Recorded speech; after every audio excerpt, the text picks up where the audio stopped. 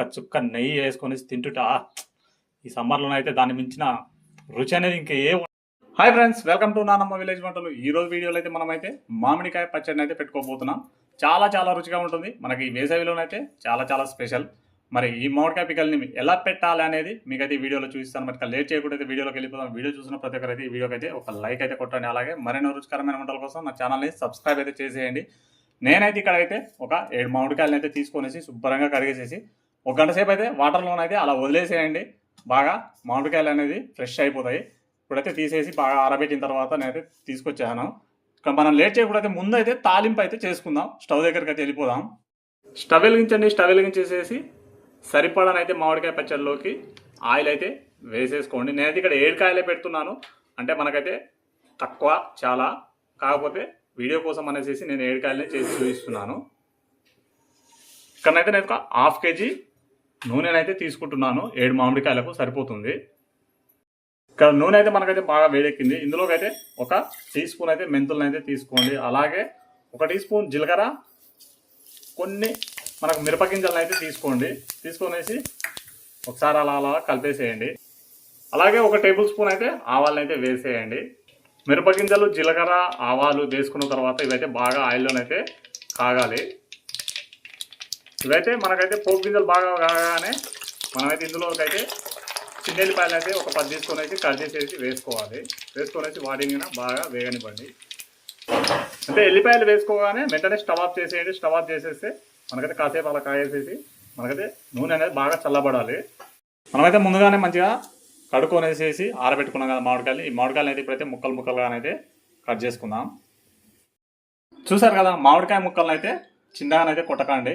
Piece అనేది ఇలా ఉంటేనే మనకైతే పచ్చళ్ళలోకి అయితే చాలా చాలా రుచిగా ఉంటుంది. ముక్క అనేది ఏంటంటే 2-3 రోజులు బాగా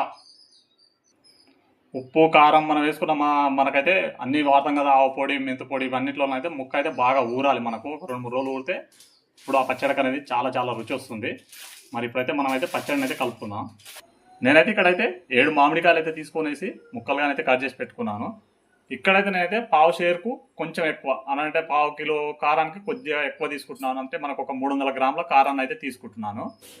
ఇక్కడ నేనైతే ఆవాలు, మెంతులు, అలాగే జీలకర్ర, ఆ జీలకర్రనే 1 టేబుల్ స్పూన్ తీసుకున్నాను. ఆవాలు, మెంతులు అయితే 2 టేబుల్ స్పూన్లు తీసుకొనేసి మెత్తగా అయితే మిక్సీ పట్టి పెట్టుకున్నాను. అలాగే ఇందులోనే చిన్నెల్లిపాయలు అయితే ఒక 15 చిన్నెల్లిపాయలు తీసుకొని అందులోనే వేసుకొనేసి మిక్సీ పట్టుకున్నాను. ఇప్పుడైతే ఇవైతే కారంలో కలుపుకున్నాం.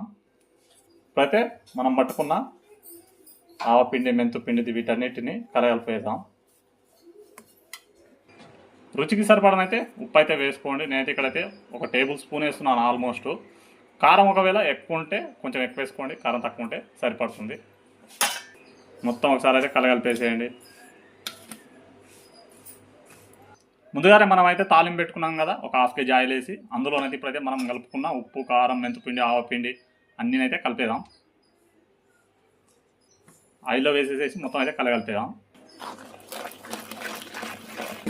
కారం, మనకు మెంతిపిండి, ఆవపిండి, అలాగే ఇవన్నీ వేసుకున్నాం కదా, ఏవైతే ఉండలు లేకుండా మొత్తం అయితే బాగానైతే మెత్తగానైతే కలగలిపేసేయండి. అయితే మనకు ఉప్పు, కారం మొత్తం కలగలుపుకున్న తర్వాత ఇప్పుడైతే మనం ముందుగానే కొట్టి పెట్టుకున్నాం కదా ముక్కలు, మామిడికాయ ముక్కలు, అవైతే ఇందులో వేసేయండి. ముక్కల కారం బాగా పట్టే వరకు బాగా కలగలిపేసేయండి. ఫ్రెండ్స్ చూశారు కదా, మామిడికాయనైతే మొత్తం కలగలిపేసేసాను ముక్కలకు బాగా కారం పట్టే వరకు. చాలా చాలా రుచిగా ఉంటుంది. మామిడికాయ పచ్చడి పెట్టేసేసి మీరు వెంటనే వేసుకోకుండా ఒక 2 రోజులు అలా ఊరబెట్టేసేసిన తర్వాత మనమైతే ఒక్క చుక్క నెయ్యి వేసుకొని తింటుట ఈ సమ్మర్లోనైతే దాన్ని మించిన రుచి అనేది ఇంకా ఏ వంటకానికి ఉండదు. అంత రుచిగా ఉంటుంది. మీరు కూడా అయితే ఈ విధంగా పచ్చడి పెట్టరాని వాళ్ళు ఈ విధంగానైతే ఈజీగానైతే మామిడికాయ పచ్చడి అయితే ఈజీగా పెట్టేయచ్చు. మరి ఈ మామిడికాయ పచ్చడి రెసిపీ మీకు ఎలా అనిపించిందో వీడియోకి అయితే కామెంట్ చేయండి, లైక్ చేయండి. అలాగే మరెన్నో రుచికరమైన వంటల కోసం నా ఛానల్ అయితే సబ్స్క్రైబ్ అయితే చేసుకోండి. చూసారు కదా, చూస్తుంటేనే నోరు ఊరిపోతుంది.